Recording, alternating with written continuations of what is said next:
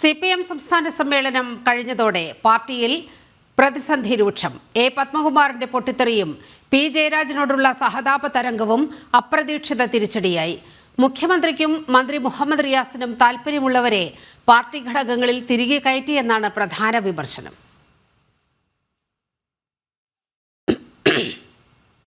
ത്തിലുണ്ടായ വിമർശനങ്ങളെ മുളയോടെ നുള്ളി പിണറായി പാർട്ടിയിലെല്ലാം ഭദ്രമെന്നുറപ്പിച്ചായിരുന്നു സംസ്ഥാന സമ്മേളനത്തിന്റെ അവസാന പകൽ മുന്നേറിയത്. പത്മകുമാറിന്റെ ഫേസ്ബുക്ക് പോസ്റ്റ് വന്നതോടെ കാര്യങ്ങൾ മാറിമറിഞ്ഞു. പോസ്റ്റ് പിൻവലിച്ചെങ്കിലും വീണ ജോർജിനെ സംസ്ഥാന സമിതിയിൽ ഉൾപ്പെടുത്തിയതിനെതിരെ പത്മകുമാർ പരസ്യ നിലപാടെടുത്തതോടെ പാർട്ടി പ്രതിസന്ധിയിലായി. അവഗണിക്കണോ നടപടി വേണോ എന്നതിൽ തീരുമാനമുടനുണ്ടാകും. പിന്നാലെ കാൽ നൂറ്റാണ്ട് നീണ്ട അവഗണനയിൽ പി ജയരാജൻ സംസ്ഥാന സമിതിയിൽ തന്നെ അതൃപ്തി രേഖപ്പെടുത്തിയതും പുറത്തുവന്നു. എം സ്വരാജിന്റെ പഴയ ഫേസ്ബുക്ക് പോസ്റ്റുമിട്ട് മകൻ ജയൻ രാജും കണ്ണൂരിലെ ജയരാജൻ ഫാൻസും രംഗത്ത് വന്നു. പ്രായപരിധിയോടെടുക്കുന്ന ജയരാജന്റെ രാഷ്ട്രീയ ജീവിതം സംസ്ഥാന സമിതിയിൽ തന്നെ അവസാനിപ്പിക്കാൻ പിണറായി കരുനീക്കിയെന്നാണ് നവമാധ്യമങ്ങളിലെ ചർച്ച. പത്മകുമാറിനെ അനുകൂലിച്ചും പ്രതികൂലിച്ചും പോസ്റ്റുകളുണ്ട്. മന്ത്രി എന്നതിനപ്പുറത്തേക്ക് വീണ ജോർജിന് എന്ത് രാഷ്ട്രീയ പാരമ്പര്യമുണ്ടെന്ന ചോദ്യത്തിന് നേതൃത്വത്തിന് ഉത്തരമില്ല.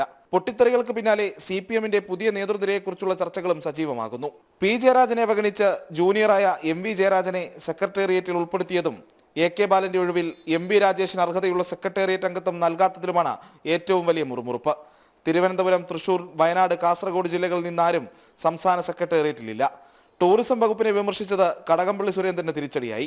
എറണാകുളത്ത് നിന്നും N മോഹനൻ സെക്രട്ടേറിയറ്റിലെത്തിയത് മുഖ്യമന്ത്രിയുടെ ആശീർവാദത്തോടെ. മുഖ്യമന്ത്രിക്കും മന്ത്രി മുഹമ്മദ് റിയാസിനും താൽപ്പര്യമുള്ളവരെ സെക്രട്ടേറിയറ്റിൽ കുത്തിനിറച്ചെന്ന വിമർശനങ്ങൾ വെറും വിമർശനങ്ങൾ മാത്രമല്ലെന്ന് സാരം. ജനം, തിരുവനന്തപുരം.